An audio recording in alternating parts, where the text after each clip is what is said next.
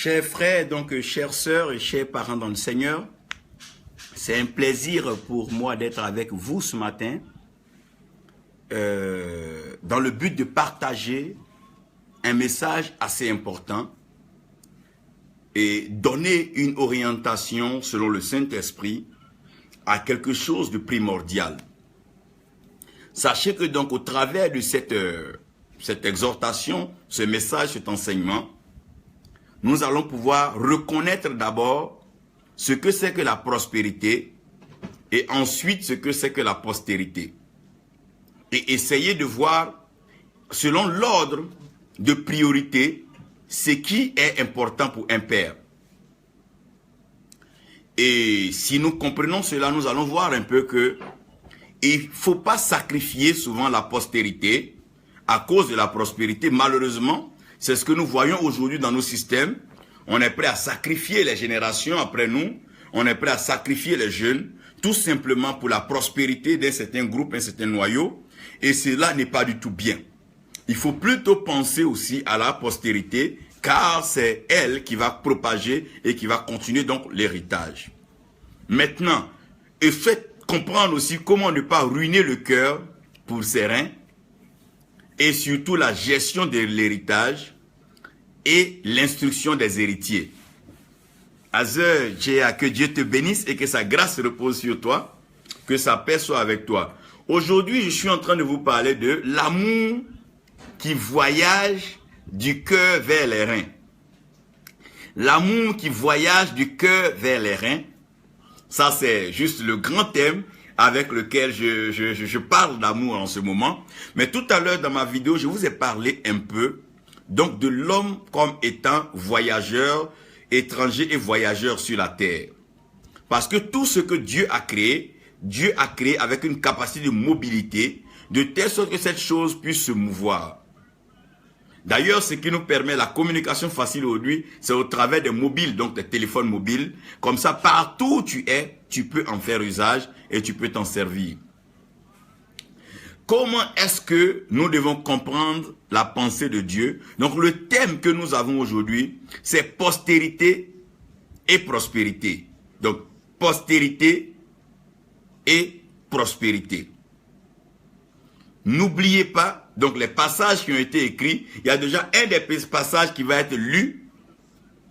Et puis après cela, nous allons prier et puis entrer dans le vif du sujet. Donc nous allons lire le psaume 7, verset 10.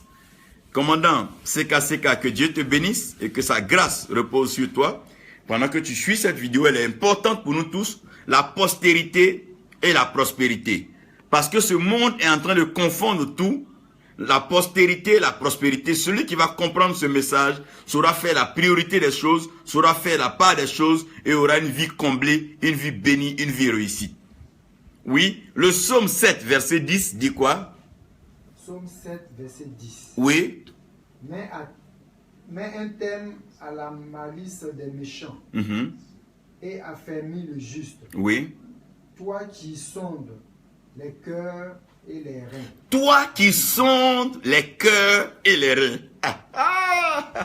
Dieu sonde les cœurs et les reins. Pasteur Boris, que Dieu te bénisse et que sa grâce repose donc sur toi. Certainement que le prophète Wilfried viendra te voir tout à l'heure pour récupérer. Voilà, que Dieu te bénisse et merci. Donc, restons que la postérité et la prospérité. My God, Père, tu as l'autorité spirituelle suprême. Tu règnes dans le ciel et sur la terre, tu accomplis tes œuvres. Viens par ta parole et bénis tes enfants. Fais-nous du bien, instruis-nous, relève-nous de nos ruines et bâtis une vie nouvelle pour nous, afin que nous puissions considérer donc la postérité et que nous sachions aussi repartir, gérer la prospérité pour les générations à venir. Père, fais que nous ne soyons pas égoïstes, méchants, mais que nous soyons des canaux par lesquels tes biens vont transiter de par nous à d'autres générations. Merci pour ce que tu vas faire aujourd'hui encore, pour celui que tu vas bénir, celui à qui tu vas donner une postérité et celui à qui tu vas donner une prospérité, celle à qui tu vas donner une postérité et celle à qui tu vas donner une prospérité. Merci Père pour ta fidélité. Bénis nos nations au nom de Jésus. Amen. Donc, que Dieu nous aide à développer cela. Je suis tellement excité par ce message parce que je commence à regarder que lorsque Dieu a créé, au commencement, Dieu a créé les cieux et la terre. Donc, Dieu a créé d'abord les cieux et ensuite Dieu a créé la terre. Quand Dieu a créé les cieux, que Dieu a créé la terre, Dieu a placé un dispositif. Le ciel comme étant le système du règne, là où la pensée, là où la gloire est, et la terre comme étant le lieu où le support, c'est-à-dire là où on peut réaliser, manifester donc la grâce et la faveur de Dieu. Donc, quand Dieu a créé le ciel et que Dieu a créé la terre, Dieu ne s'est pas précipité pour créer ses enfants, mais il avait déjà ses pensées en lui, il avait déjà cette pensée de ses enfants, parce que la postérité de Dieu lui coûte cher. C'est pour cela que la Bible dit que l'agneau a été immolé avant la fondation du monde. Donc Dieu, en créant la terre, avait envie de pouvoir créer l'homme. Dieu avait envie de te créer et de me créer. Mais Dieu ne voulait pas que toi et moi nous venions sur la terre et que la terre reste informe, vide et qu'on n'ait rien de bon à pouvoir manger, qu'on n'ait rien de bon à pouvoir faire sur la terre. De même façon, Dieu n'a pas voulu que la terre soit couverte de ténèbres et que toi et moi nous vivons donc sous les ténèbres. Donc Dieu a commencé à changer les choses et Dieu a dit donc que la lumière soit. Non seulement la lumière fut, mais Dieu a rempli la terre parce que tout ce que Dieu a créé, Dieu a rempli. Oui, tout ce que Dieu crée, Dieu remplit. Mon frère, si c'est Dieu qui t'a créé, Dieu va te remplir. Si c'est Dieu qui a créé ta tête, Dieu va remplir ta tête d'intelligence. Si c'est Dieu qui a créé tes rêves, il va les remplir. La Bible dit que Dieu a créé les eaux et Dieu a demandé que les eaux soient remplies de poissons. Mon Dieu, Dieu a créé le ciel. Et Dieu a voulu donc que le ciel soit rempli des oiseaux. Dieu a créé la terre. Et Dieu a bien voulu que la terre soit remplie des arbres, remplie des animaux. Tout ce que Dieu crée, Dieu remplit. Mon frère, ne crois pas que tu seras vide, tu ne resteras pas vide. Tout ce que Dieu crée, Dieu remplit. Raymond Congo, que Dieu te bénisse, Yacine. Tout ce que Dieu crée, Dieu remplit. Si Dieu t'a créé un ventre femme, Dieu va remplir ce ventre d'enfant. Si Dieu t'a donné des mains, Dieu va remplir tes mains de richesse. Si Dieu t'a donné des yeux, Dieu va te remplir des yeux de visu, de couleur, de vision. Si Dieu t'a créé une bouche, Dieu va la remplir de témoignages, Dieu va la remplir de belles paroles. Si Dieu t'a créé des oreilles, Dieu va la remplir de témoignages, d'oracles et de messages qui viennent de lui. Tout ce que Dieu crée, Dieu remplit. Oui, tout ce que Dieu crée, Dieu remplit. Ne vous laissez pas distraire. Rien ne pourra vous vider jusqu'à ce que vous restez vide. Tout ce que Dieu crée, Dieu remplit.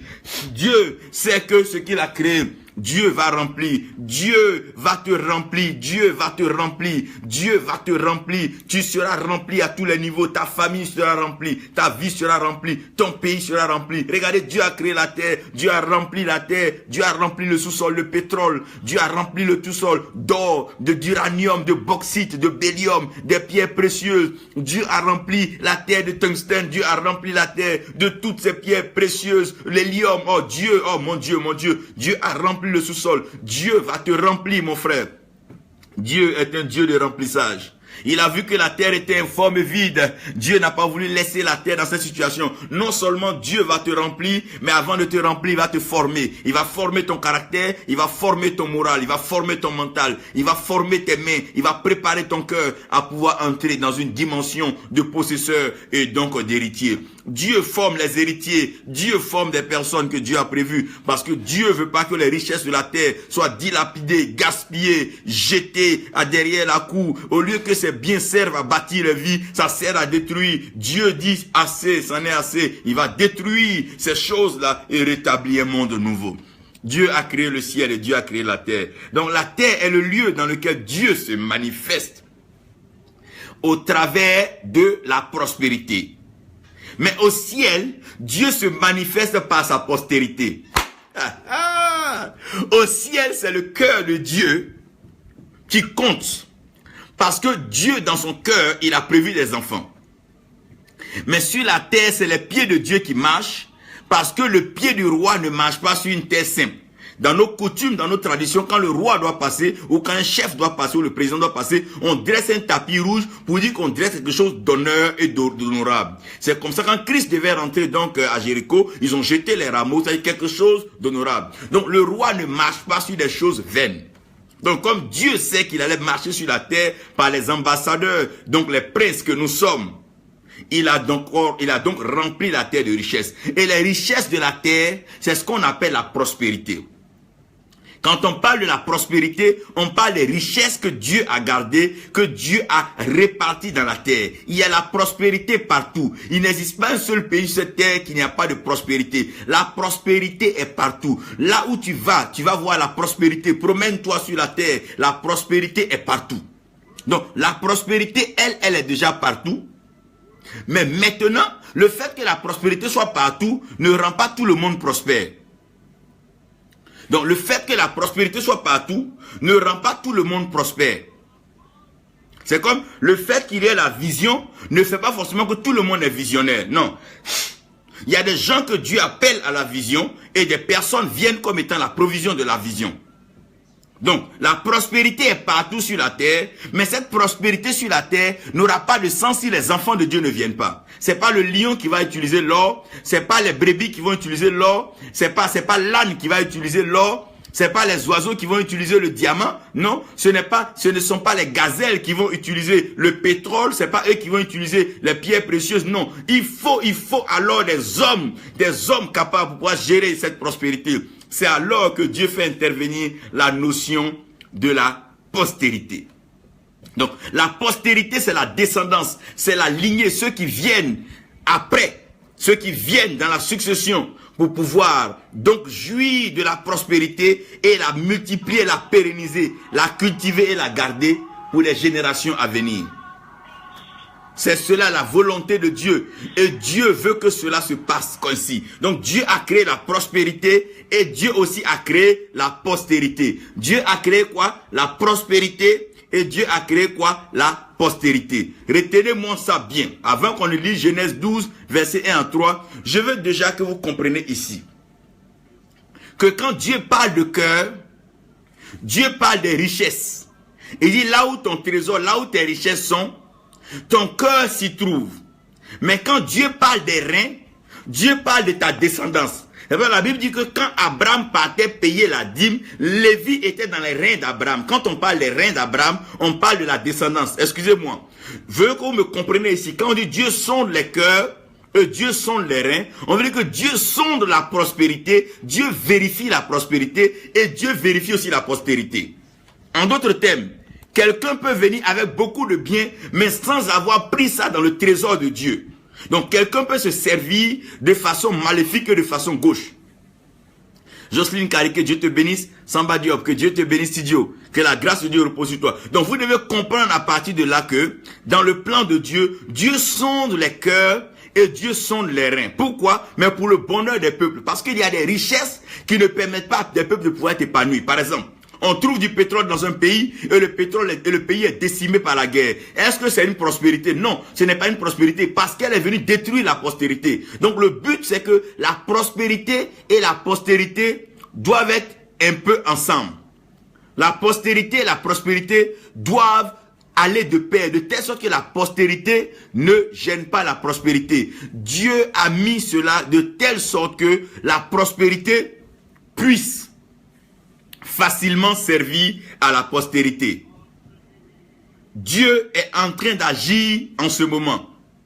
Parce que Dieu veut arriver à toucher ses enfants. Écoutez-moi bien, écoutez-moi très bien ce message. Quand on parle de la prospérité, on parle des trésors et des richesses que Dieu a permis. Mais quand on parle de la postérité, on parle de la richesse que Dieu donne. On parle de la richesse que Dieu donne. Et la postérité, c'est une lignée, une descendance que Dieu amène sur la terre. Suivez-moi très bien pour ne pas perdre de vue ce message. Je veux être tellement simple et tellement clair. Je veux que vous me suivez très bien. Regardez Genèse 12. Regardez Genèse 12. Verset 1.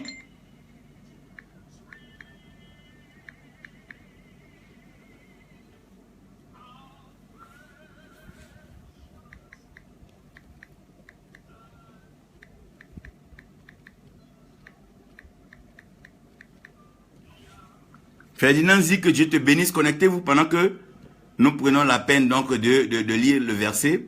Tout à l'heure, nous aurons le verset là et nous allons tous pouvoir le lire.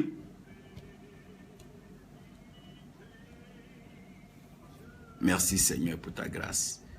Merci pour ta faveur. Merci pour ta bénédiction. Excusez-moi, je positionne juste quelque chose là.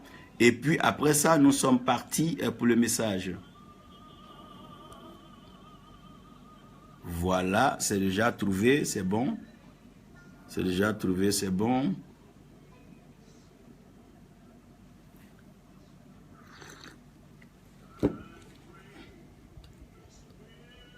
Ok.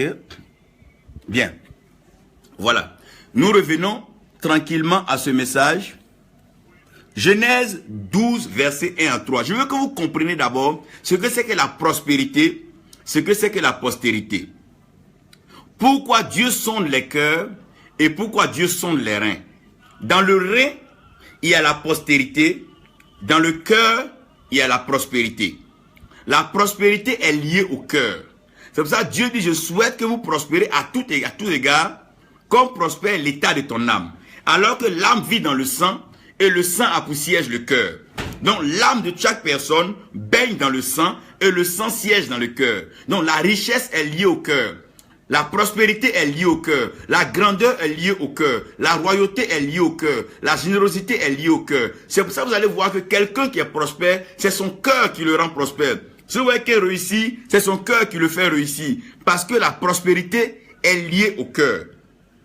Maintenant, la descendance, sinon ce qu'on appelle la postérité, est liée au rein. Donc même si un homme aime une femme, ça ne lui donne pas d'abord un enfant. C'est lorsque ses reins vont déposer la sémence en la femme, que la femme va avoir alors les enfants. Elle va donc accoucher. Quand elle va accoucher, ces enfants-là vont sortir des reins donc de l'homme. Mais puisque les enfants sortent des reins de l'homme, si on veut vérifier alors si l'enfant appartient à l'homme, le test ne va plus se faire par le rein, mais par le cœur. C'est par le test de sang qu'on va pouvoir légitimer un enfant, oui ou non. Donc comprenez bien que le rein et le cœur se complètent. Le rein et le cœur vont maintenant travailler ensemble. Pour pouvoir comprendre le lien entre le cœur et le rein, il faut comprendre le lien entre l'héritier et l'héritage. Il faut comprendre donc le lien entre la bénédiction et le béni. Si vous arrivez à comprendre cela, vous allez pouvoir suivre ce message. Je vais rentrer premièrement donc dans le mystère de l'héritage et de l'héritier. Lis-moi Genèse 12, versets 1 à 3. Genèse 12, versets 1 à 3. L'Éternel dit à Abraham. L'Éternel dit à Abraham, suivez-moi très bien. Va-t'en de ton pays. Va-t'en de ton pays. De ta patrie. De ta patrie. Et de la maison de ton père. Et de la maison de ton père. Dans le pays que je te montrerai. Dans le pays que je te montrerai. Je ferai de toi une grande nation. Je ferai de toi une grande nation. Et je te bénirai. Et je te bénirai. Je rendrai ton nom grand. Je rendrai ton nom grand. Et tu seras une source de bénédiction. Et tu seras une source de bénédiction. Je bénirai ceux qui te béniront. Je bénirai ceux qui te béniront. Et je maudirai ceux qui te maudiront. Et je maudirai ceux qui te maudiront. Et toutes les familles de la terre. Et toutes les familles de la terre seront bénies en toi. Seront bénies en toi. Donc regardez un peu ce que Dieu est en train d'expliquer à Abraham. Dieu est en train de donner un voyage à Abraham. Et le voyage que Dieu donne à Abraham est que Dieu va envoyer Abraham sur une terre. Et la terre dans laquelle Abraham va partir, le cœur d'Abraham va adopter cette terre. Et cette terre va adopter Abraham. Et quand cette terre va adopter Abraham, Abraham va se faire des enfants. Et les enfants d'Abraham que Dieu va faire, c'est ceux-là qui vont posséder, qui vont hériter de cette terre. Et quand ils vont hériter de cette terre, ils vont avoir la bénédiction d'Abraham qui est sur leur vie. Maintenant, eux, ils vont être les dispensateurs de cette bénédiction partout sur la terre. Donc, toutes les familles de la terre seront bénies au travers, donc, des enfants d'Abraham et de la bénédiction d'Abraham. Et celui qui bénit Abraham sera béni, mais celui qui maudit Abraham sera aussi maudit. Dieu est en train de placer ici le principe de l'héritage et de l'héritier. Enoch Bobby, que Dieu te bénisse. Salut toute la famille. Que la grâce de Dieu repose sur vous. Dieu a fait de la terre et du monde l'héritage.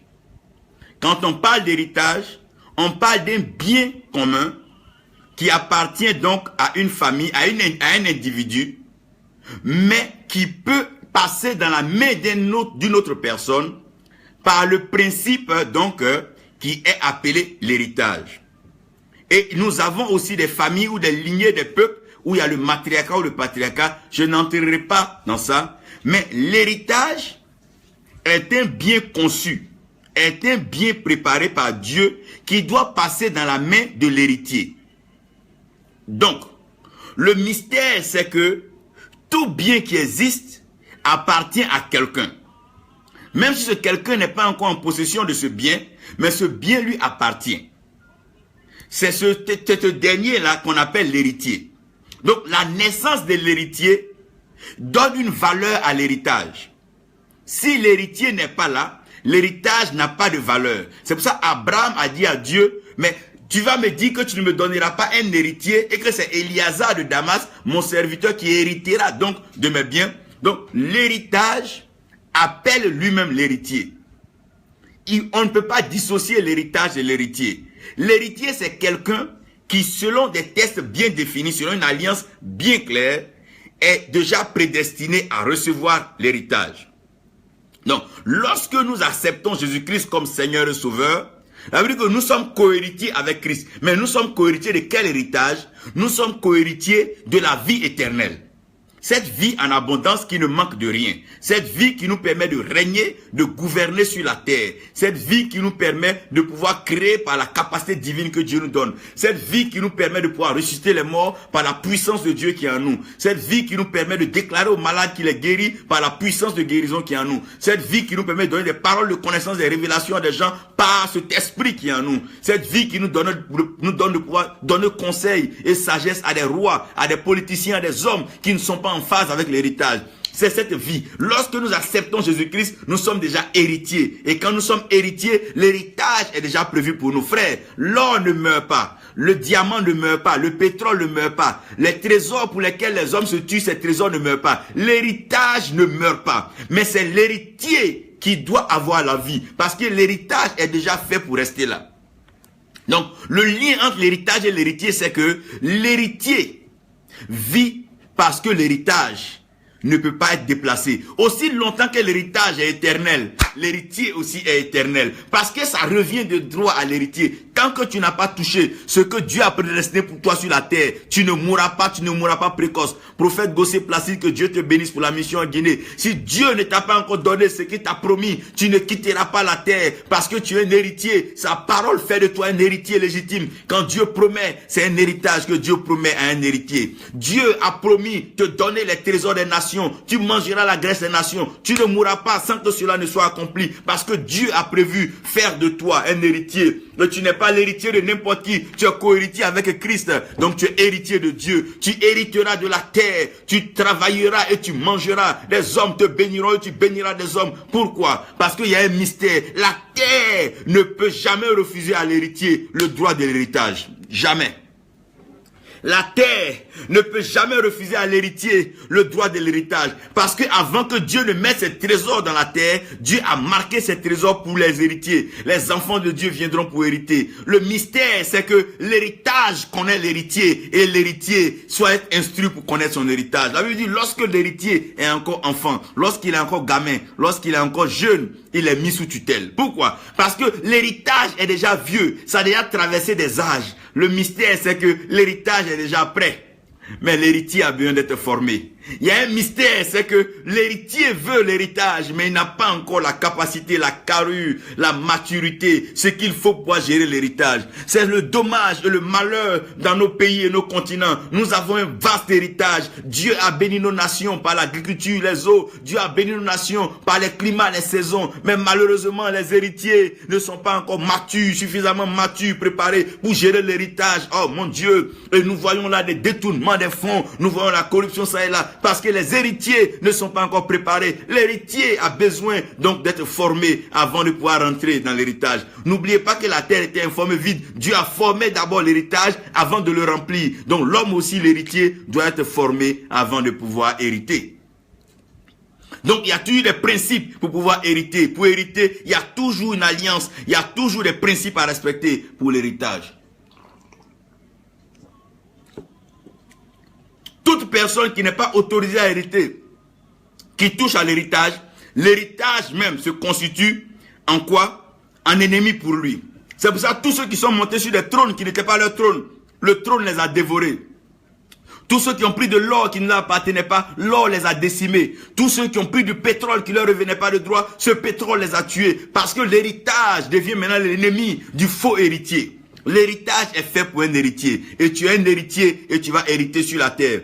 On parlera de tout, on te chassera, tu seras même exilé de ta nation, mais tu viendras hériter parce que c'est ta part. Dieu t'a donné, c'est pour toi. C'est pas l'homme qui décide, c'est Dieu qui donne. L'héritage vient de Dieu. Le mystère, c'est que l'héritier est aussi éternel que l'héritage. Parce que tant que l'héritage est là, l'héritier doit venir pour le posséder. Sinon, c'est une malédiction pour ceux qui sont autour de l'héritage. Sylvia Zadi, que Dieu te bénisse. Oui, comprenez bien, le mystère c'est que tous ceux qui ne sont pas héritiers, qui s'approchent de l'héritage, sont en train de creuser leur mort. Certains meurent tout simplement parce qu'ils touchent à l'interdit. Ce qui est interdit, ça veut dire que quoi, tu n'es pas autorisé à pouvoir le prendre. C'est vrai que tout le monde pouvait s'amuser, mais l'arbre de la connaissance du bien et du mal n'était pas la portion de l'homme. La portion de l'homme, c'était l'homme n'avait pas comme pour héritage la connaissance. L'héritage de l'homme, c'était la vie. C'est l'arbre de vie que l'homme devait toucher. Et Dieu a dit quoi? Empêchons l'homme de toucher à l'arbre de vie, de peur qu'il vive éternellement. Parce que tant que l'héritage est éternel, l'héritier est éternel. Aucune maladie, aucun accident, rien ne pourra t'emporter. Parce que tu es un héritier légitime. Tu as accepté le Seigneur. Les gens pensent que tu vas mourir pauvre, malheureux. Je veux t'annoncer aujourd'hui, ton héritage est grand, très grand. Non seulement tu vas hériter sur la terre, mais tu vas hériter dans les cieux. Ah, parce qu'il y a encore une portion là-bas qui nous attend. Ouf. L'héritage terrestre et l'héritage céleste. Dieu te bénira, Dieu rendra ton nom grand, Dieu te comblera. Pourquoi? Parce que tu es un héritier.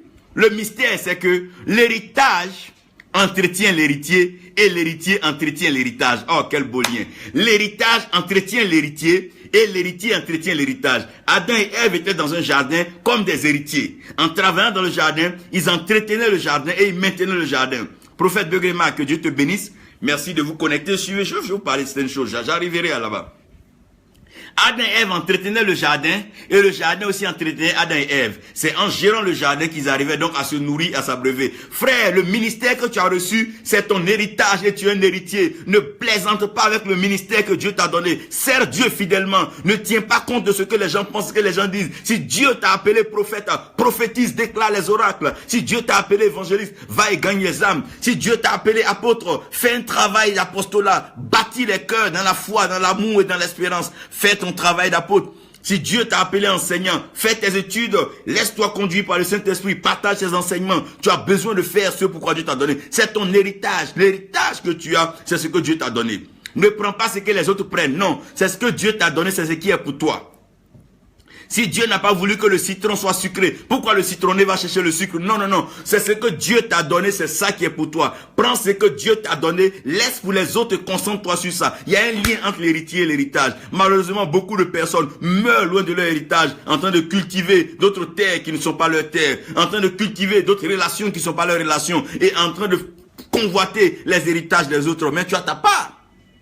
Pourquoi aller se mêler dans la crise des nations? Pourquoi aller se mêler pendant que, oh mon Dieu, mon Dieu, mon Dieu. Chacun doit apprendre à reconnaître son héritage. Qu'est-ce que Dieu t'a dit? Qu'est-ce que Dieu t'a donné?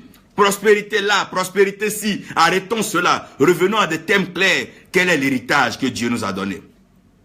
Si tu as un héritage, pourquoi es-tu si égoïste? Il dit toutes les nations seront bénies au travers d'Abraham. Si Dieu t'a béni, pourquoi tu le conserves pour toi? Il dit ce que Abraham reçoit, c'est pour sa descendance, mais toutes les nations de la terre vont être bénies par ça. Si Dieu a béni la Côte d'Ivoire, c'est pas seulement pour les Ivoiriens, mais c'est pour tous les peuples. Si Dieu a béni le Burkina, c'est pas seulement pour le Burkina, c'est pour tous les peuples. Si Dieu a béni le Gabon, c'est pas seulement pour le Gabon, c'est pour tous les peuples. Si Dieu a béni la France, c'est pour tous les peuples. Tout ce que Dieu donne, c'est un héritage, mon Dieu. Dieu ne donne pas aux hommes, Dieu donne l'héritage à des héritiers. Il dit le cœur de l'homme est méchant par-dessus tout, qui peut le connaître, alors que Dieu sonde les cœurs. Et Dieu sonde les reins. Regardez toujours bien. Lorsque l'héritier n'est pas encore prêt pour hériter, Dieu l'éloigne de l'héritage de peur que de façon précoce, il rentre dans l'héritage et qu'il le dilapide. Quand Dieu a su que Adam et Ève n'étaient pas matures pour avoir accès à l'arbre de vie, il les a envoyés encore balader. Pour qu'après, lorsque le Christ arrive, on puisse saisir l'occasion que Dieu nous donne pour pouvoir rentrer dans la vie. Dieu ne permet pas que l'héritier soit dans l'héritage de peur de gaspiller l'héritage avant son temps. Tu penses que tu es pauvre? Non. Dieu t'a éloigné de la prospérité, de la richesse, de peur que la richesse se tue avant son temps. Regardez, depuis que ce ministère de prospérité est dans les milieux évangéliques, les jeunes pasteurs sont prêts à vendre leur âme, se détruire, tuer leur vie, juste pour avoir des richesses. Et ils meurent malheureux, pauvres, loin de leur héritage. Dieu a fait de toi déjà héritier. Tu n'as pas besoin d'aller camoufler, te mettre dans toute forme de magouille financière.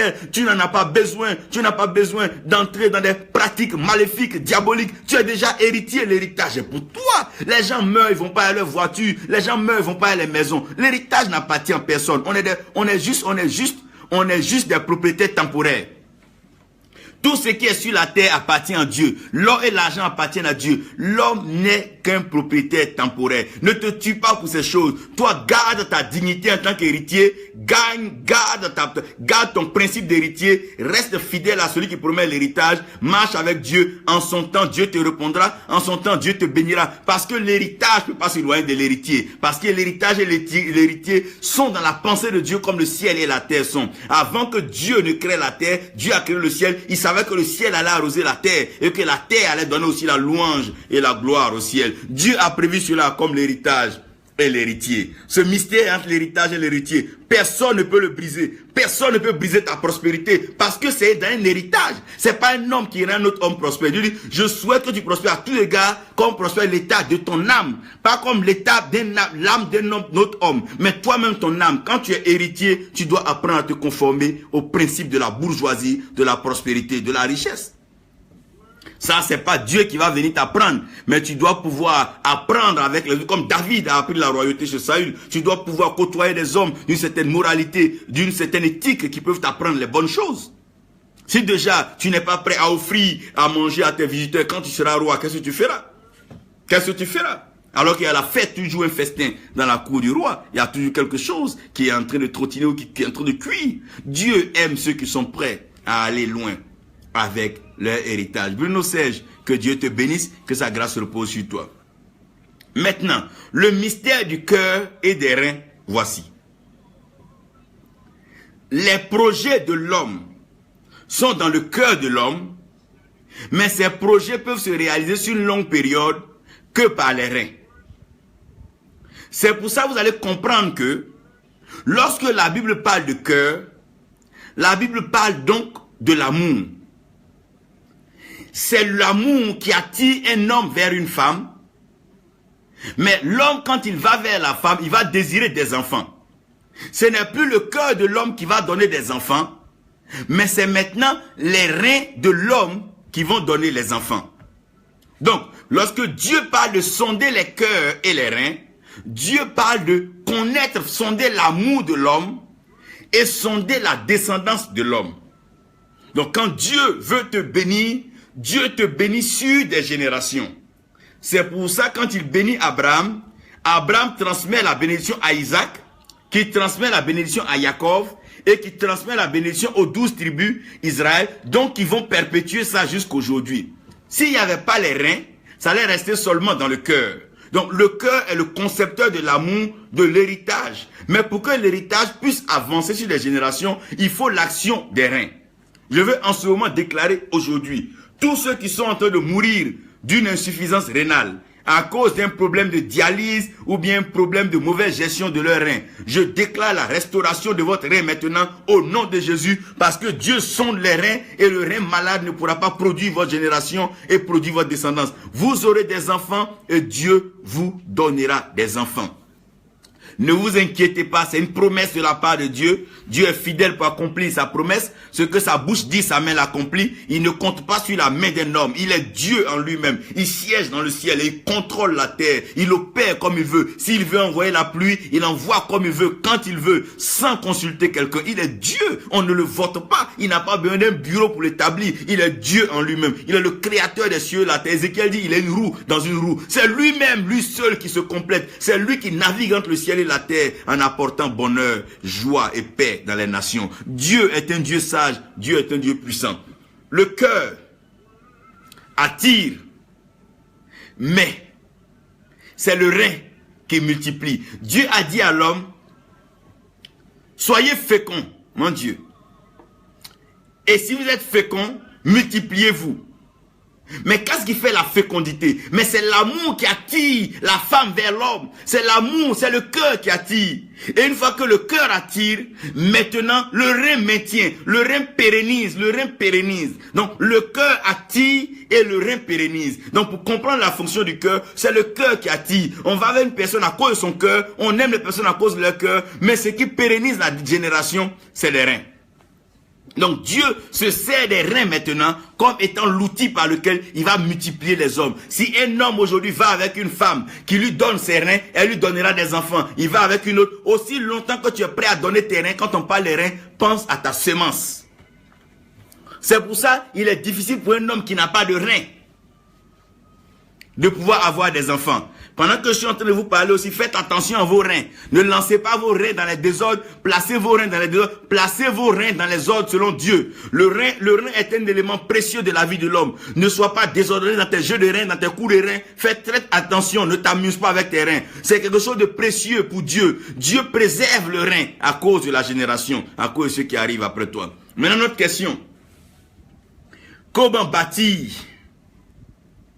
une fondation sûre pour plusieurs générations? L'héritage ne meurt pas. Donc le problème, c'est les héritiers qu'il faut bâtir. Voilà que les nations se meurent. Personne n'est prêt à être mentor d'un fiole, à l'élever. Chacun est prêt à se glorifier. Mais si tu pars, qui va continuer ce que tu fais?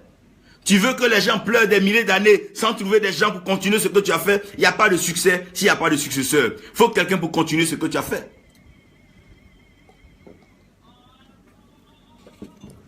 Sophie Amicha, que Dieu te bénisse. Excellence Prési Kwaku, que Dieu te bénisse. Suivez-moi bien. Tout ce que le cœur apporte, s'il n'y a pas une descendance, cela va disparaître. Je prends un exemple. Un homme est riche, il aime une femme. Il marie la femme, il bâtit un grand château. Son cœur est bon. Mais ses reins ne fonctionnent pas. Il n'arrive pas à faire d'enfant à la femme. L'homme meurt demain, la femme meurt demain. Qui va garder le château? Qui va continuer le château? On est convaincu que les deux s'aiment. Mais qu'est-ce qui va continuer? C'est que c'est les reins. Donc si le rein et le cœur ne fonctionnent pas en symbiose, l'héritage aura un problème à un certain moment parce qu'il n'aura pas d'héritier. Aujourd'hui, nous pleurons de grands leaders comme s'ils n'ont pas d'héritier sur la terre. Nous pleurons de grands athlètes comme s'ils n'ont pas d'héritier sur la terre. C'est tout simplement parce que il n'y a pas eu une reproduction. Dommage aujourd'hui, les hommes veulent être grands mais ils ne sont pas prêts à se reproduire. Tu te reproduis en qui? Demain quand tu ne seras pas là, qui fera au-delà de ce que tu fais? Voilà la question. Jésus dit vous ferez des choses plus grandes que ce que j'ai fait. Pourquoi? Parce qu'il a compris et il sait qu'il devait se reproduire. Les reins et le cœur servent à la reproduction. Tu ne peux pas te reproduire là où ton cœur n'a pas été attaché. Parce que c'est le cœur qui apporte la richesse et c'est les reins qui apportent maintenant les héritiers. Le cœur apporte l'héritage et les reins apportent l'héritier. Donc quand Dieu parle des cœurs et que Dieu parle des reins, Dieu parle encore de l'héritage et Dieu parle de l'héritier. Parce que l'héritage est dans ton cœur. C'est là où ton trésor est, c'est là où ton cœur est. Pendant que des gens sont à l'église même, leurs cœurs sont en train de penser à leur compte bancaire. Parce que c'est là où il y a l'argent, c'est là-bas que leurs cœurs sont. Là où il y a leurs biens, c'est là-bas que leurs cœurs sont. Et maintenant leurs reins, c'est là où leurs enfants sont. Même si tu n'as pas encore d'enfants, les enfants sont dans tes reins, ils sont dans tes reins.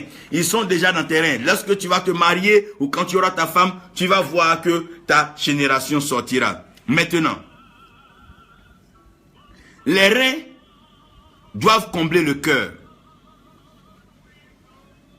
Pourquoi? Parce que beaucoup de personnes sacrifient leur cœur à cause de leurs reins. Beaucoup de personnes sacrifient leur cœur à cause de leurs reins. Certaines personnes, à cause de l'amour qu'ils ont pour une chose, ils sont prêts à sacrifier aussi vice-versa leurs reins.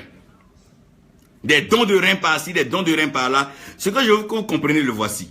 Quelqu'un aime une femme, la femme l'aime.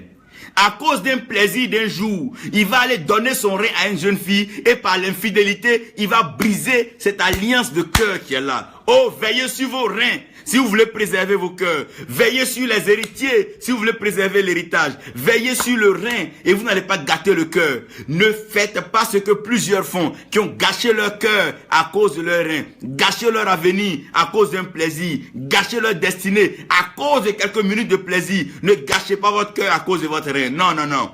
Ne gâchez pas votre cœur à cause de votre rein. Non, ne détruisez pas votre prospérité à cause de votre descendance. Non, comme mes enfants ne me respectent pas, donc je vais gâcher la maison. Non, même si tes enfants ne te respectent pas, garde l'héritage. Tu auras des enfants et des petits-fils qui vont venir, qui seront dignes de toi. Dieu ne gâte pas les nations parce que les leaders ne sont pas normaux. Mais Dieu enfouit les trésors pour que lorsque les gens que Dieu a voulu arrivent, les trésors reviennent. Il y a des gens qui vont régner dans la peur, dans la pauvreté. D'autres vont régner dans l'assurance, dans la bourgeoisie, dans la prospérité. Chaque héritier a une révélation dans l'héritage. Ne gâchez jamais vos reins aussi à cause de votre cœur. Et c'est à ce niveau que, c'est pas parce que tu aimes quelqu'un que tu es obligé d'avoir des rapports avec la personne. Non. L'amour n'implique pas les reins. Non. Les reins, c'est la génération. L'amour, c'est don de Dieu. Dieu nous a donné de nous aimer, nous tous. Tu peux aimer ton frère, tu peux aimer ta soeur, mais ça ne donne pas le droit d'aller dormir avec ton frère. Non. Ni avec ta soeur. Non, non, non. Préservons les choses. Non, non, non. Ne mélangeons pas les choses. En le faisant, certains introduisent parmi leurs héritiers des faux héritiers. Regardez le père Abraham. Il devait rester avec Sarah, mais avec son alliance avec Agar. Voyez que la venue d'Ismaël a créé un conflit entre les Ismaélites et les enfants d'Isaac. Celui qui joue avec ses reins joue forcément avec son héritage. Celui qui joue avec ses reins crée des problèmes à ses héritiers. Et aujourd'hui, nos nations sont en train de jouer avec des reins, aller se prostituer avec d'autres nations. Excusez-moi du terme. Et aujourd'hui, l'héritage est en ballottage. L'héritage a des problèmes. Les hommes n'arrivent pas à vivre heureux dans leur nation, dans leur terre avec les richesses. Pourquoi? Parce que le jeu de reins a été plus long que la conséquence du cœur. Et aujourd'hui, il y a des mouvements de reins qui sont aujourd'hui en train de créer des problèmes à des cœurs. Viviane, que Dieu te bénisse. Comprenez-moi bien, c'est une affaire très précieuse. Quand Dieu te donne les reins, Dieu a planifié un certain nombre d'enfants dans un certain ordre qui doivent naître. Et c'est par leur ordre de naissance qui seront tes héritiers. Ne te désordonne pas, s'il te plaît. Garde ta vie pure, préserve-toi. Fais tout pour que tes héritiers naissent dans le lieu que Dieu a voulu, afin qu'ils puissent hériter donc de l'héritage que Dieu a prévu pour nous. Certains, à cause de leur cœur, ont détruit leur héritage. Par exemple, tu aimes un jeune qui n'est même pas ton enfant. Tu l'emmènes chez toi à la maison. Et demain, c'est lui qui combat tes propres enfants sur l'héritage. Quelqu'un que tu as adopté, tu as pris à la maison. Et demain, c'est lui qui fait la guerre à tes enfants pour l'héritage. Voilà un peu là où le cœur peut détruire le rein. Il y a aussi là où le rein peut détruire le cœur. Frère, faites attention. Si vous voulez comprendre l'héritage et l'héritier, allez-y regarder la prospérité et la postérité. Vous allez comprendre. Aujourd'hui, des jeunes gens qui vont donner leur vie, leur cœur au diable. À cause de quoi? À cause de l'héritage. Mais ce bien que tu as, tu le donneras à quel enfant? Puis tu as donné ton cœur au diable. Le diable ne connaît pas l'héritage. Non. L'héritage vient de Dieu.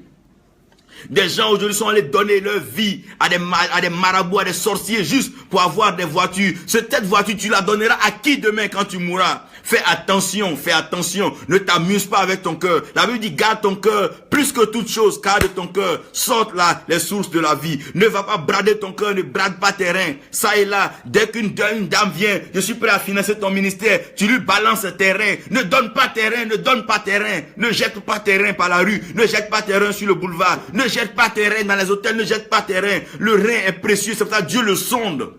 Dieu ne sonde même pas ta main, il sonde même pas ta tête, il s'en fout de ce que tu penses, mais il sonde tes reins. Parce que de toi sortira une génération, de toi sortira une nation bénie, une nation prospère, une nation fertile. Ne joue pas avec tes reins. Dieu préserve le cœur et les reins.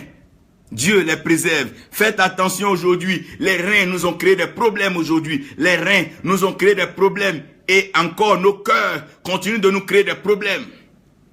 Nos cœurs continuent de nous créer des problèmes. Comment Dieu te met un poste et puis toi ton cœur s'en va vers l'argent. Mais Dieu demande à Satan, à Judas, comment tu as laissé Satan entrer dans ton cœur, en toi?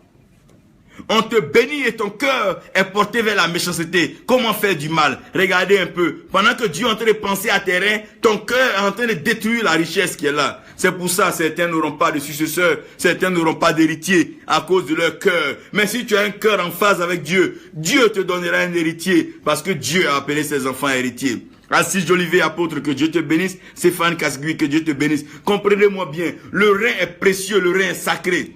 Et le cœur est sacré. Je ne dis pas que tout le corps n'est pas sacré, mais je vous parle de ce que Dieu dit. Il sonde les cœurs et il sonde les reins. Il fait quoi? Il sonde les cœurs et il sonde les reins. Dieu les sonde parce que quoi? Dieu doit veiller sur l'héritage et l'héritier. Tout ce qui intéresse Dieu sur la terre, ce qui intéresse Dieu sur la terre, c'est l'héritage et l'héritier. Ce que Dieu veut voir, c'est l'héritage et l'héritier. Tout ce que les hommes racontent, tout ce que les hommes font autour, n'intéresse pas Dieu. Dieu est concerné par l'héritage. Dieu ne laissera pas les gens détruire les nations. Les gens pensent qu'ils vont détruire la terre. Ils n'ont pas créé la terre, pas détruire. C'est pour ça que Paul dit, l'ancienne terre va passer et l'ancien ciel va passer. Il y aura un nouveau ciel, il y aura une nouvelle terre. Qu'est-ce que Paul veut dire? Dieu va maintenir ce qu'il a créé, il va le renouveler. Dieu va le renouveler. C'est pour ça que quand nous venons en Christ, nous naissons de nouveau. Nous avons un nouvel héritage. Il nous donne un nouveau cœur, il nous donne un nouveau rein. Je vais t'annoncer aujourd'hui, toi qui entends cette parole, même si ta vie avait été dans un désordre, je veux que tu comprennes aujourd'hui que tu as un nouveau cœur, tu as un nouveau rein, tu as un nouvel héritage, parce que tu es héritier en Christ. Les choses anciennes sont passées, voilà que les choses se renouvellent. Les nations vont commencer à concevoir l'héritage et les héritiers seront à leur poste. Ceux que Dieu a prédestinés vont régner, vont gouverner, vont diriger et ils vont commencer à répartir l'héritage de façon équitable afin que chacun reçoive sa part et que la famine, la pauvreté, la mendicité disparaissent de nos terres. Dieu a prévu des héritiers, ceux-là qui ont un cœur et dans leur cœur ils pensent à leur descendance. Quand Dieu sonde le cœur et Dieu sonde les reins, Dieu veut dire que quand tu as le trésor, pense à tes enfants, pense à tes petits-enfants. Il n'y a pas seulement que la richesse dans ton cœur, il y a aussi une descendance dans tes reins. Quand aujourd'hui tu es milliardaire, ne pense pas seulement à aller payer des âmes. Pense à tes enfants, à tes petits-enfants. Les mêmes âmes que tu payes là, qui va utiliser demain? Tu veux que tes enfants soient des guerriers? Non, c'est des princes, c'est des rois. Ils sont préparés pour régner. On n'a pas besoin de ces âmes, on n'a pas besoin de cela. On n'en a même pas besoin. On a besoin d'une génération qui est prête à pérenniser l'œuvre des pères en manifestant la paix, la prospérité et la joie dans les nations.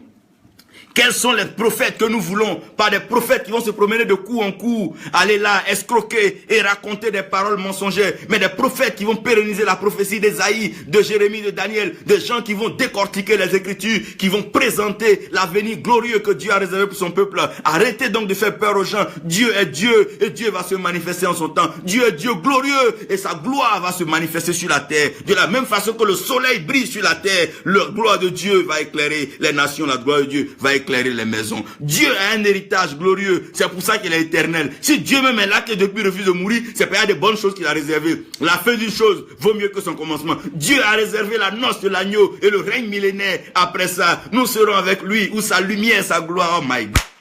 Oh my God, my God. Pauline Bapa, que Dieu te bénisse. Que la grâce de Dieu repose sur vous. Comprenez-moi un peu. Aujourd'hui, à cause de l'héritage, beaucoup tuent les héritiers. C'est le temps de donner la place à des jeunes. Tu ne veux pas leur donner la place. Au contraire, tu les tues. Aujourd'hui dans l'église, c'est comme ça, le conflit des générations. C'est vrai, tu as été un vieux pasteur. On a reconnu tes mérites. Dieu t'a puissamment utilisé. Mais laisse la jeunesse aller avec l'héritage. Laisse-leur prêcher l'évangile. Je suis heureux qu'après que j'ai fini de prêcher, je vais être assis chez moi à la maison vieillard et écouter les enfants prêcher. Tu n'es pas le seul à qui Dieu parle. Dieu parle. Dieu parle aux générations. Chaque génération a son message. Et chaque messager a sa portion de phrases à délivrer. Et les gens doivent écouter. Tous ces messages font partie de l'héritage. Chacun doit comprendre ce que Dieu a réservé pour lui sur la terre. Dieu a réservé un héritage pour nous tous. Et il a mis cela dans notre cœur. Il a mis dans notre cœur la pensée de l'éternité. Et dans le règne à l'éternité. Pourquoi? Dites-moi. Est-ce qu'Abraham vit aujourd'hui? Oui. Parce que les enfants d'Abraham ont fait des enfants, qui ont fait des enfants, qui ont fait des enfants. Aujourd'hui encore, il y a des petits enfants d'Abraham. Le rein est éternel et le cœur est éternel. L'amour ne meurt pas. Ce que le rein aussi envoie ne meurt pas. Parce que ça se multiplie, ça se reproduit. Dieu sonde ce qui est éternel. Dieu n'est pas dans les choses temporaires, les choses passagères, les choses viles. Mais Dieu est concerné par les choses éternelles. C'est pour ça que Christ est le même hier, il est le même aujourd'hui, il est le même éternellement. Comment il est là aujourd'hui? Il est là par toi, il est là par moi. Parce que Christ vit en moi. Paul dit, si je vis, ce n'est plus moi qui vis, mais Christ qui vit en moi. Faites attention avec votre cœur, faites attention avec vos reins. C'est pour ça qu'on attache la ceinture au rein. La ceinture, c'est la vérité. N'approche jamais ta génération avec le mensonge. N'approche jamais tes enfants avec le mensonge. Quand tu es un père, dis la vérité à tes enfants. Explique-leur la vérité. Ne va pas manipuler des forces étrangères et faire croire à tes enfants que c'est Dieu. Parce qu'après, ils ne trouveront pas la porte du python. Ils ne trouveront pas la porte du diable. Mais tu vas les mettre où, dans quel héritage? Arrêtez cela. Mettez la ceinture à vos reins. Mettez la ceinture à vos reins. La vérité doit être le symbole de l'héritage. On ne peut pas hériter sans la vérité. C'est pour ça que Christ, qui est lui, qui est le chemin, la vérité et la vie, vient pour nous faire entrer dans l'héritage. On ne rentre pas dans l'héritage sans la vérité. Les reins ont besoin de connaître la vérité. Les reins doivent connaître la vérité. Et la vérité des reins, c'est le cœur qui le prouve. Une femme peut venir pour dire l'enfant appartient à tel père. Mais comment on saura? C'est en fait un test de sang. Le sang vient d'où? Le sang vient du cœur. C'est le cœur qui approuve, c'est le cœur qui certifie, c'est le cœur qui justifie, c'est le cœur qui blanchit. Tout ce que le rein fait. Faites attention parce que le rein et le cœur sont complémentaires. Tu ne peux pas tromper le cœur en passant par le rein. Non, non, non, non, non. Faites attention, faites attention. Aujourd'hui, j'ai compris que beaucoup de gens se marient à l'église parce qu'ils veulent avoir des rapports sexuels. Ne laisse pas ton rein, ne laisse pas ton rein, ne laisse pas ton rein. Ne laisse pas ton rein aujourd'hui, ne laisse pas ton rein, s'il te plaît. Détruis ce que ton cœur est en train de bâtir, ta postérité et ta prospérité. Maintenant, je vais terminer ce message par la postérité dans la prospérité. Au fait, Dieu a voulu que même si un père ait 1000 enfants, que les 1000 enfants puissent vivre de l'héritage. C'est pour ça que l'héritage n'est pas quantifié, mais l'héritage, Dieu donne en fonction de la grâce que Dieu accorde à chaque parent. Regardez, avant nos parents avaient 20 enfants dans une cour. Tous les enfants arrivaient à manger. Je ne sais pas quelle marmite nos mamans préparaient, mais aujourd'hui, dans les villes où les gens se disent riches, on n'arrive pas à nourrir même 4 enfants. Et aujourd'hui, qu'est-ce qu'on est en train de faire? Faire des formes de planning familial. On dit même de réduire les naissances pour ne pas qu'il y ait des hommes pour vivre. Mais cette terre qui est si vaste là, qui va l'hériter, qui va la peupler? La postérité dans la prospérité. Aujourd'hui, vous devez comprendre avec moi que pourquoi est-ce que l'église n'entre pas dans la prospérité? C'est parce que l'église ne s'est pas encore reconnue comme étant la postérité d'Abraham. Quand on parle de la postérité d'Abraham, on dit quoi? C'est un peuple qui quitte l'idolâtrie, qui quitte les pratiques et la tradition et qui se conforme à la voie de Dieu. Abraham est le père de la foi. Donc quand tu t'identifies à Abraham, ça veut dire que quoi? Tu es un fruit de la parole et tu es un fruit de la vérité. Parce que la parole de Dieu est esprit et vie. Donc quand tu viens en Abraham, quand tu dis tu es fils d'Abraham, tu es fils de la parole. Tu vis parce que Dieu a parlé sur toi. Donc la postérité qui doit vivre dans la prospérité, c'est la parole qui doit vivre dans la parole. Parce que la prospérité, c'est tout simplement ce que la parole de Dieu a établi. Et la postérité, c'est celui-là qui devient fils d'Abraham. Donc c'est la vie de la parole dans la parole. S'il n'y a pas la parole sur la terre, le monde passera. C'est pour ça que la Bible dit que tout passera, sauf la parole de Dieu. Qu'est-ce qui fait que l'héritier est éternel? C'est à cause de la parole. Qu'est-ce qui rend l'héritage éternel? C'est la parole. Qu'est-ce qui rend la postérité éternelle? C'est la parole. Qu'est-ce qui rend la prospérité éternelle? C'est la parole. La postérité dans la prospérité. Dans la prospérité, la postérité doit connaître ce qu'on appelle le droit d'aînesse et le droit d'héritage. Tu commences une œuvre. À peine 2 mois, tu dis que tu es le père. Mais dans cette prospérité, quelle est la postérité? Quel est l'ordre de naissance? Dans toutes les familles, quand tu vas, le père va te dire que voilà mon premier fils, voilà le second, voilà celui qui suit, voilà jusqu'au Benjamin. C'est ce que vous regardez dans Genèse 47. C'est les 3 derniers chapitres que je vais laisser. Genèse 47, Genèse 48 et Genèse 49. Jacob n'avait jamais dit que Joseph est son premier fils. C'est pas parce que Joseph est le plus riche que Joseph est devenu le plus grand. Non, non, non, non. Arrêtez cela. La postérité dans la prospérité respecte l'ordre de naissance et respecte l'ordre de la révélation. Ça veut dire quoi? Si aujourd'hui Dieu t'a appelé que tu es prospère dans l'église, tu ne peux pas être le père des pasteurs qui ont commencé avant toi l'évangile. Ça n'a pas de sens. Ce n'est même pas une postérité et ce n'est pas une prospérité. C'est un désordre. Et c'est ce désordre-là, Jonathan Gallego, que Dieu te bénisse, c'est ce désordre-là qui est en train de détruire alors la maison de Dieu. Tu veux que quelqu'un se paye un jet privé, il veut qu'on l'appelle père. On t'appelle pas père à cause de ton héritage. C'est la prospérité. Mais dans la prospérité, il y a une postérité. Et la postérité, elle est bien alignée. Genèse 47, 48, 49. Dieu permet que Jacob lui-même arrive en Égypte.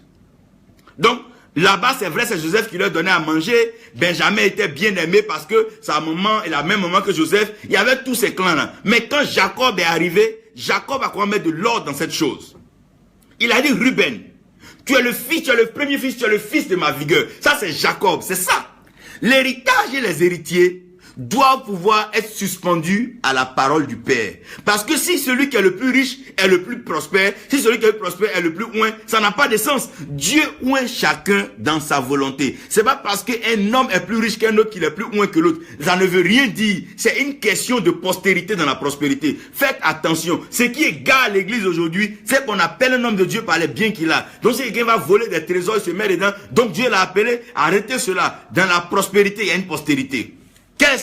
Quels sont tes fils qui est né de toi? Qu'est-ce que tu laisseras comme héritage? Voilà cela. Est-ce les mensonges, les miracles falsifiés, les fausses prophéties, les renseignements sur les gens? Vous venez dire que c'est ce que tu vas laisser à tes enfants. Quelle postérité dans la prospérité? Oh mon Dieu! Quels sont ces gens qui sont intendants et qui n'ont pas fait d'école de comptabilité? Quelle gestion allons-nous laisser à cette génération?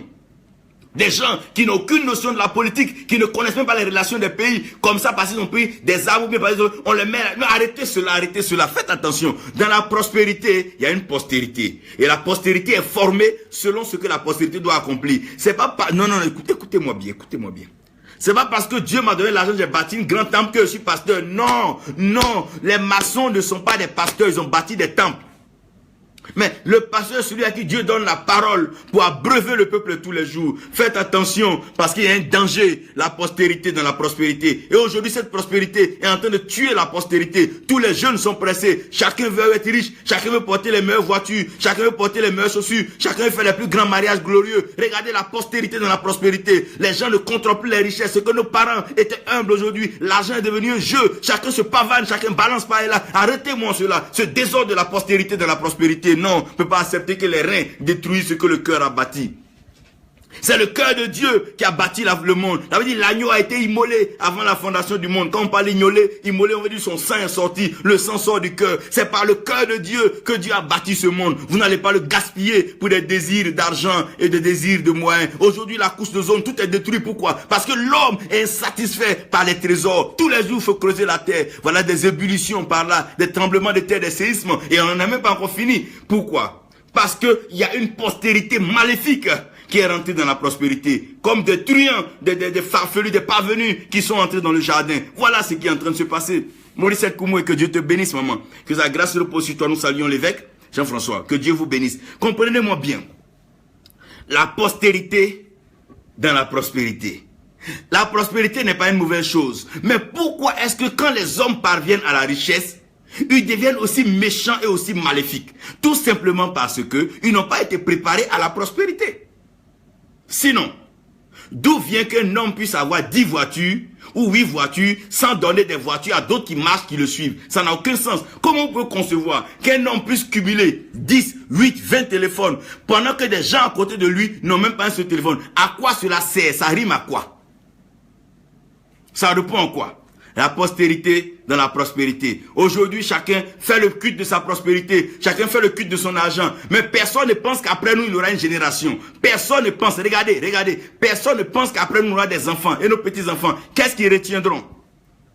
Tu as bâti ta spiritualité sur le mensonge, sur la magie et la sorcellerie, en mentant aux fidèles, en mimant tes cultes. Qu'est-ce que tu veux que tes enfants retiennent pour garder un tel peuple? Comment est-ce que tu veux que tes enfants servent un Dieu vrai dans un lieu d'idolâtres et de sorciers, de marabouts, de féticheurs et de diables? Pourquoi? Arrêtez cela. Quand vous voyez ces jeunes gens dans la prospérité, appelez-les, demandez leur postérité. Quelle est leur descendance? Qu'est-ce que cela deviendra? Ce qu'ils sont en train de faire. Le mal que tu fais aujourd'hui poussera demain. N'oubliez pas, à chaque action, sa réaction. Commençons à nous ressaisir. Donc, je veux que vous compreniez ici. La postérité dans la prospérité, c'est quoi? Dieu a besoin de ses héritiers. Dieu a besoin aussi de son héritage. Et il dit quand Abraham sera béni, Abraham ne sera pas hautain. Abraham ne sera pas orgueilleux, Abraham ne sera pas gonflé, Abraham ne sera pas avare, Abraham ne sera pas méchant, mais Abraham va devenir une source de bénédiction. Donc la postérité dans la prospérité, c'est pour pérenniser la prospérité et permettre à ce que la prospérité atteigne les extrémités de la terre. Si Dieu t'a donné un don de prophétie, tu ne prophétiseras pas sur toi seul, mais tu prophétiseras sur les autres qui viendront à toi. Donc si tu es dans la grâce de Dieu, tu dois manifester cette grâce-là vers les autres. Christ était déjà au ciel. Il pouvait dire que moi je suis au ciel, ça me suffit. Mais il est venu sur la terre, porter nos péchés, vivre nos réalités, afin de nous sauver de cette situation et nous réconcilier au Père. Donc quand la postérité vraie arrive dans la prospérité, elle ne change pas, mais au contraire, elle garde son humilité, elle garde sa simplicité et elle permet à la prospérité d'être serviable. Il y a des gens aujourd'hui à qui la terre même regrette d'avoir donné de l'argent, d'avoir donné des biens, d'avoir donné des trésors. Parce qu'ils ont mal utilisé cela et ils s'en ont servi pour se faire eux-mêmes, se donner des noms et devenir tout ce qu'ils sont devenus. Mais aujourd'hui, les choses sont en train de changer. La postérité et la prospérité. Dieu prépare une postérité prospère, une génération de jeunes hommes qui vont aimer Dieu, ils vont aimer sa parole, aimer son œuvre, aimer sa pensée. Et ceux-là, c'est ceux-là qui vont propager l'évangile, parce que la postérité va de pair avec la prospérité. L'héritier va de pair avec l'héritage. Les reins vont de pair avec le cœur. Que Dieu aide quelqu'un aujourd'hui. Que Dieu aide une nation aujourd'hui. Que Dieu aide un peuple aujourd'hui à pouvoir comprendre que l'héritage que nous avons, ce n'est pas que nous le dilapidions, non, mais c'est qu'on puisse le maintenir, le cultiver, afin qu'on puisse le donner à nos enfants et à nos petits-enfants. Arrêtez de vendre les terres, arrêtez de vendre les nations, arrêtez de vendre des choses. Vous vendez l'huile d'olive aujourd'hui, vous vendez vous vendez tout dans le temple. Mais si vous vendez tout dans le temple, quand nos petits-enfants viendront, qu'est-ce qu'ils trouveront dans le temple? Tout se vend aujourd'hui. Tout se vend dans l'église. Même les livres que les Blancs envoyaient, not to be sold, à ne pas vendre, tout se vend aujourd'hui. Il y a des livres qui ont disparu parce que les gens les ont vendus. On ne sait même plus où sont passées leurs traces. Ah, la postérité dans la prospérité. Il est compliqué. Il est compliqué. Il faut qu'on médite, il faut qu'on réfléchisse. Il faut qu'après un tel message, il fallait qu'on prie tous ensemble. Florence Nzoué, il faut qu'on prie tous ensemble. Pendant que nous sommes en train de célébrer, crier dans nos églises, il y a des gens à côté de nous qui n'ont même pas encore mangé, qui n'ont rien à manger. Ça ne nous intéresse pas, la postérité. Dans la prospérité, médiocre. Médiocre. On fait du tapage les dimanches, mais dans la journée, dans les autres jours, la ville est morte. L'esprit de mort se promène. Qui va communiquer la vie? On est prêt à faire des palabres pour des fidèles. Celui-là est ma fille, celui-là est mon fils. Pendant que les gens sont en train de mourir dans les campements, dans les villages, ils ne connaissent même pas encore le Seigneur. On n'a même pas la postérité dans la prospérité. Ouh. Se torpiller, mentir l'un sur l'autre pour attirer les plus gros poissons pendant que les gens sont en train de mourir. Regardez la postérité. Oh, les fils d'Abraham, les fils d'Isaac, les fils de Jacob, les fils d'Israël. Oh, co-héritier de Jésus-Christ. Un peu d'argent pour que la tête change. On fait fermer l'église, on fait des fêtes à ne pas finir. On n'est pas prêt à contribuer à l'œuvre de Dieu. On n'est même pas prêt à évangéliser. On n'est pas prêt à former des évangélistes. On n'est pas prêt à envoyer des missionnaires. On n'est pas prêt à loger des hommes de Dieu. Quand est-ce qu'on va apprendre ces choses? La postérité dans la prospérité. Je pense que je reviendrai sur cette partie quand je parlais des rails et des murailles du réveil. Pourquoi les hommes ne sont pas prêts à payer le prix pour voir la gloire de Dieu? Pourquoi les hommes ne sont pas prêts à attendre Dieu? Pourquoi la création souffre? Tout simplement parce que les héritiers se sont trompés d'héritage. Aujourd'hui, les hommes de Dieu passent toute la journée à se critiquer, à se combattre, alors que leur héritage, c'est la parole de Dieu. Pierre dit, il faut des gens pour servir à la table, pour que nous, on se consacre à la prière et à la prédication. Notre travail, c'est de prier pour les gens et de prêcher l'évangile. Le travail qui nous revient, notre travail, notre héritage, c'est de prier et de prêcher. Frère, si tu es pasteur, tu es serviteur de Dieu, ton héritage, là, c'est de prier et de prêcher. C'est tout. Dieu t'a pas envoyé aller faire des affaires. Non, non, non. Il dit que ton travail, là, c'est de prier et de prêcher. Tu as compris? Notre héritage, c'est quoi? La prière et la prédication. Jésus sur la terre, son temps, c'est quoi? Prier et puis prêcher. Donc nous devons faire quoi? Prier et puis prêcher. L'héritier, dans l'héritage, la postérité, dans la prospérité. Je demande que chacun lise Genèse 47, 48, 49. Mais dans le chapitre 49, il y a une chose que vous allez remarquer là. Lorsque Jacob est en train de parler à ses enfants, il va expliquer à chacun pourquoi il lui a adressé cette parole. Il leur a adressé ses parents en fonction de leur ordre de naissance, leur nom, leurs actes posés, leur négligence, leur caractère et leurs attitudes. Donc, Dieu aussi est en train de nous nommer par rapport à l'héritage. Pendant qu'il est temps, sois un gagneur d'âme. Pendant qu'il est temps, va et prêche l'évangile. Pendant qu'il est temps, annonce Jésus-Christ. Pendant qu'il est temps, mets ta vie en ordre. Pendant qu'il est temps, prie pour quelqu'un. Pendant qu'il est temps, loue Dieu. Pendant qu'il est temps, adore le Seigneur. Car il y a un héritage qui est réservé à tout héritier. Pourquoi? Parce que la prospérité appartient à la postérité. Là, ici, à Soba, que Dieu vous bénisse. Que sa grâce repose sur vous. Je veux prier, je veux qu'on prie ensemble. Je veux qu'après ce message, chacun passe au moins des temps de prière pour pouvoir redresser l'ordre, la prospérité, la postérité, l'héritage, l'héritier, les reins, le cœur. C'est vraiment quelque chose qui me traversait fortement. Le Seigneur voudrait que je partage cela afin que nous ayons le comportement digne pour pouvoir gérer les trésors, les biens que le Seigneur nous donne et que nous soyons à la hauteur de la grâce, de la faveur, de la bénédiction de Dieu. Que la paix de Dieu repose sur vous et que vous soyez constamment dans sa bénédiction. Père céleste, Père éternel, je veux te bénir. Te bénir parce qu'il t'a plu de créer cette terre et de l'enrichir. De mettre dans la terre tous ces trésors, toutes ces richesses qui nous font vraiment plaisir. Seigneur, nous sommes heureux de jouir de ce que tu as apporté sur cette terre comme bonheur. Nous ne voulons pas être la dernière génération, nous ne voulons pas être ceux qui vont dilapider et ceux qui vont tout gâter. Nous ne voulons pas être ceux-là qui vont mettre en péril la création.